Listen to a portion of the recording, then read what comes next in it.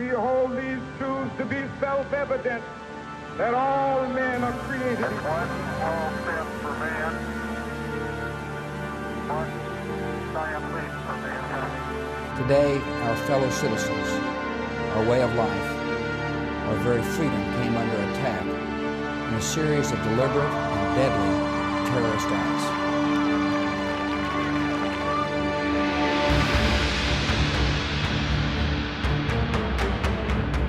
The term melting pot in the title of your book, not used all that much in the immigration debate of recent years. How do you define that? Well, the melting pot is this idea that America should be about the melting and fusing together of different groups. The idea that we want a society in which people might celebrate their ethnic origins, but those ethnic origins don't necessarily constrain your life. You're ultimately becoming part of a larger American whole. For so many people around the world, Lady Liberty represents the warmest of welcomes into the land of freedom, opportunity, and the home of the brave. To be immigrant, it's very hard. It's not easy. But when you don't have any other option to do, you have to immigrate to a different country. And I'm very happy to immigrate to the state. To me, to come in America as an immigrant is like a born again. It's come to a country that give you opportunities to change your life. I stayed 15 years, I didn't see nobody from my family. I talked to them on the phone, but it's very bad and it's very hard too, to stay away from your family. You don't see them for a long time.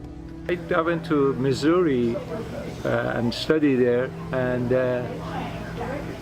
everything was fantastic. I was welcomed and I was everywhere I went. Nowadays, it's totally different. We're all familiar with the controversy surrounding immigration policy.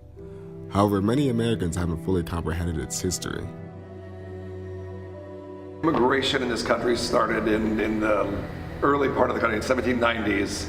And the first thing that we were worried about was, obviously only white people were allowed to be immigrants then. It was more of a, as long as you're in good standing with the government, you're a resident of at least 2 years, you have the ability to become a citizen. When we started dealing with other nations was more after the Civil War in the 1870s, and back then the majority of immigrants were from Western Europe and Northern Europe. At the time, people from the Western Hemisphere, Mexico, Central America, South America, and Canada were almost always allowed in. That finally changed in the 1960s. I don't remember the exact name of the act, but in the 1960s there was an immigration act that was passed that was more focused on getting skilled workers into this country and really like uniting families, which sort of has spilled into what's going on right now with DACA and everything else. It was the first time we ever put limits on people from Latin America, from Canada, and the majority of immigrants that came in during that period in the 60s were more Asian. People have to speak up. What's going on in the country here is just it's something that it's un-American. I hate when people call America the land of immigrants, because I feel like it insults the struggle my parents had to do to get here. So to be an American means to be part of a country with a lot of baggage. And I think it's, our responsibility as Americans to try and make a better future. The situations in our countries is not that good, not safe. Some people, they run away because other people, they want to kill them or they want to do something for them or whatever. Everyone have different story, but I don't wish this to nobody, and I hope everyone come immigrant to the state, take their papers as soon as possible, because first, if they don't have their papers, they don't know how to work in the state. Nobody give them job. This is very important.